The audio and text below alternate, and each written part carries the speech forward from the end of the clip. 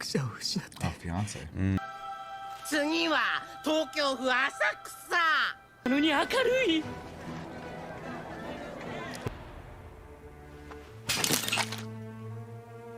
つが匂いの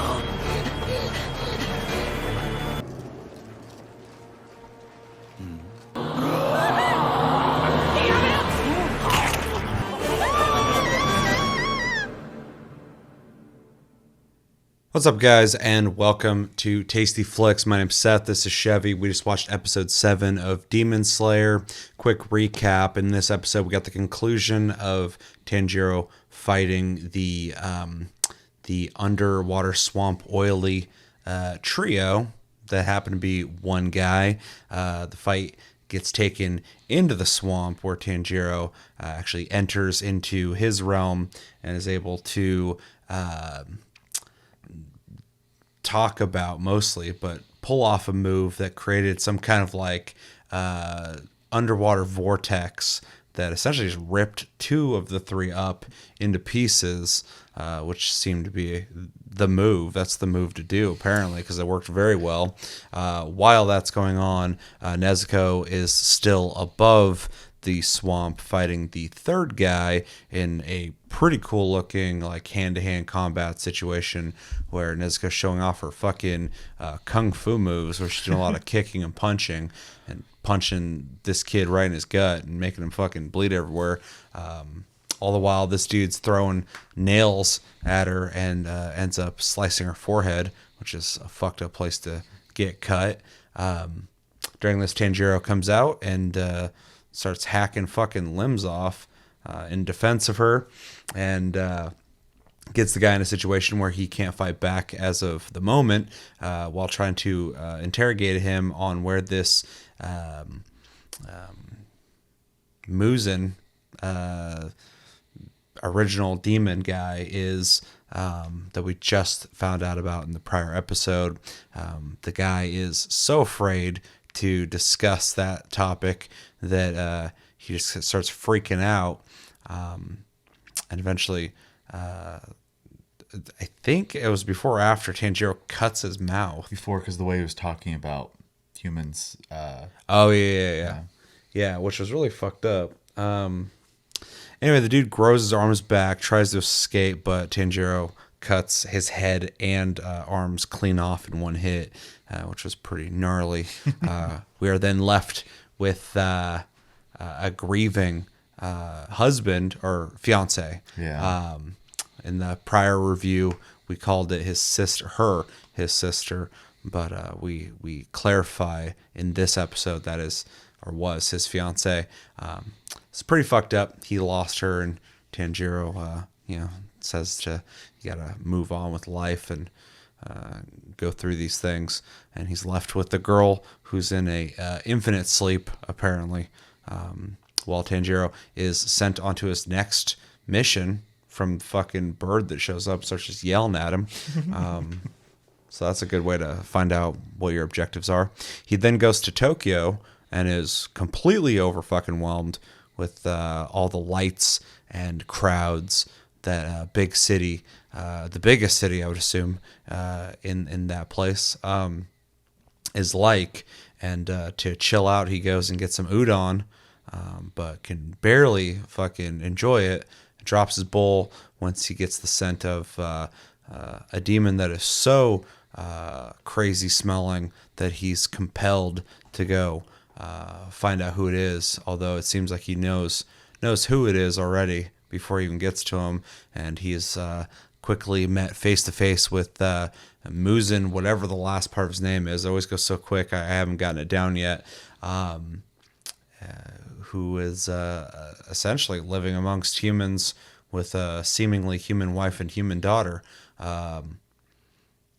They have a small interaction, and then Muzan shows that he can easily, I was going to say infect, but if this was a zombie movie, easily convert somebody into being a demon at the flick of the wrist, where he scratches the back of a guy's neck, and in the time that his seemingly wife or girlfriend is asking if he's okay, he's already turned into a demon attacking her, and we're left with a cliffhanger of meeting this 1,000-year-old demon, but quickly being turned into a situation that I'm sure Tanjiro's going to have to deal with. Overall, really good episode. Good conclusion to the last episode that left on a major cliffhanger, in my opinion, since they're midway through a fight.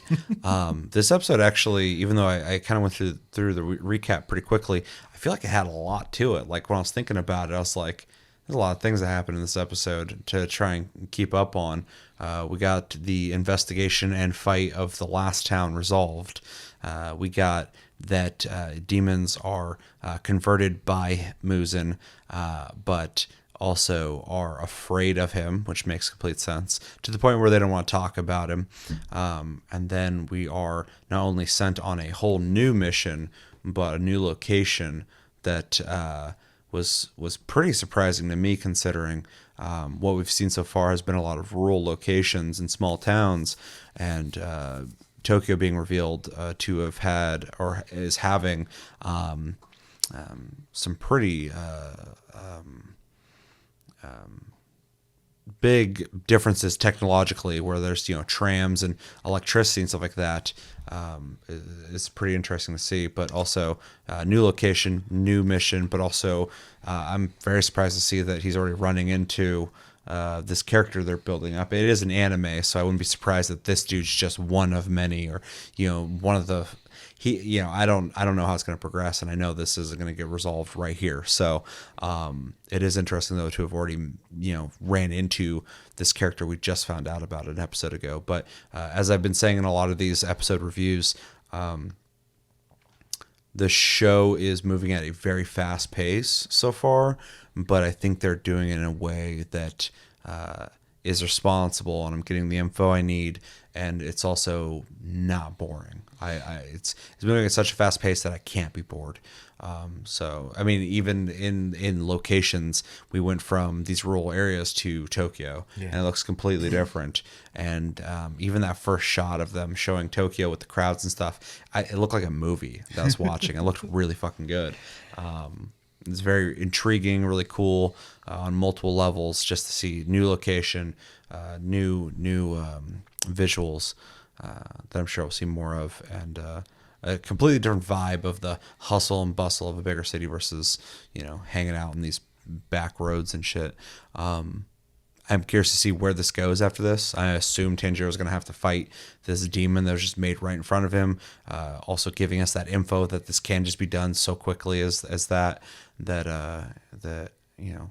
creates a pretty big problem, but also kind of shows that Muzan's a pretty powerful dude, seemingly. I have to say seemingly with all this, because every episode I'm getting more and more info. So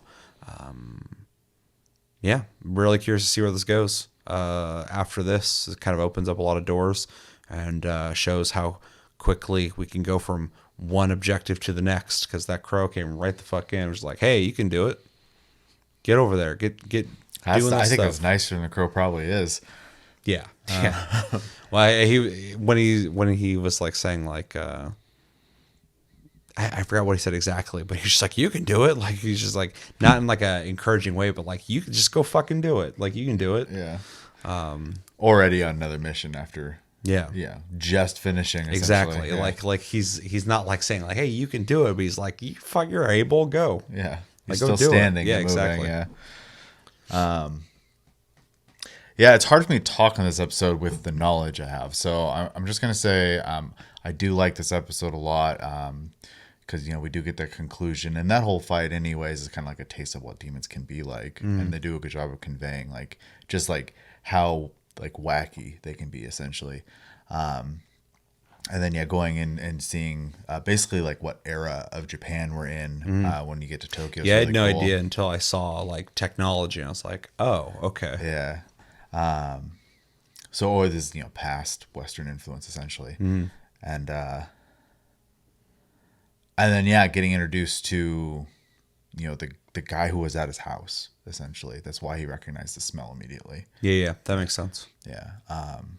He kind of said that, but I think you were stretching, right? Yeah. Popped it out real quick. So Yeah, I was gonna stretch and sitting here for a long time and might have missed something. yeah, that's all I really feel like I can say. So. Yeah, makes sense. Overall, good episode though. It's all heading in a direction that's very interesting, and yeah. Still waiting for the other characters to get introduced. Yeah, I'll say we keep seeing these intros and outros with all these characters, and we're not seeing any of them yet. And I'm wondering how they're going to fit in, considering the story's moving along just fine with Tanjiro. Yeah. So, you know, the stakes are going to have to be higher, and enemies are going to have to get more powerful if you're going to need a whole group of people doing things. So, Agreed. very excited to find out. So let's know what you thought of episode 7, and let's head into episode 8. Join us there once that episode comes out from us. But I've been Seth, this has been Chevy, and we'll see you in the next episode.